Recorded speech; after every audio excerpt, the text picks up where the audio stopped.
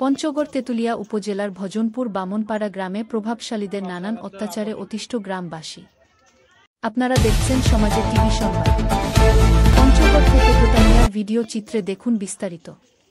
পঞ্চগড় তেঁতুলিয়া উপজেলার ভজনপুর বামনপাড়া গ্রামে প্রভাবশালীদের নানান অত্যাচারে অতিষ্ঠ গ্রামবাসী।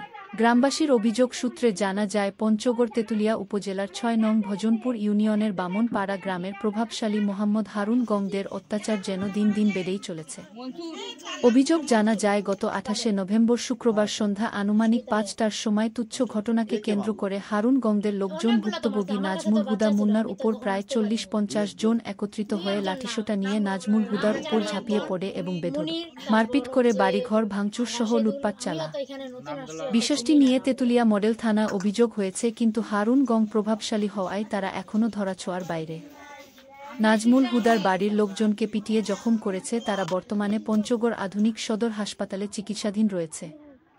বিষয়টি সঠিক তদন্তের মাধ্যমে সুবিচারের জন্য প্রশাসনের সুদৃষ্টি কামনা করছেন ভুক্তভোগী নাজমুল হুদার পরিবার।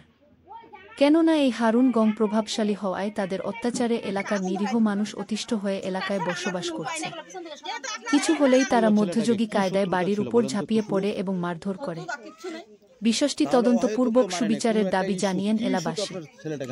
সমাজের চিত্র টিভি সংবাদের সাথে থাকার জন্য ধন্যবাদ। সবার আগে আপনার এলাকার সংবাদ পেতে আমাদের চ্যানেলটিকে সাবস্ক্রাইব, লাইক, ফলো দিয়ে সাথে থাকুন। পরবর্তী সংবাদ শোনার আমন্ত্রণ।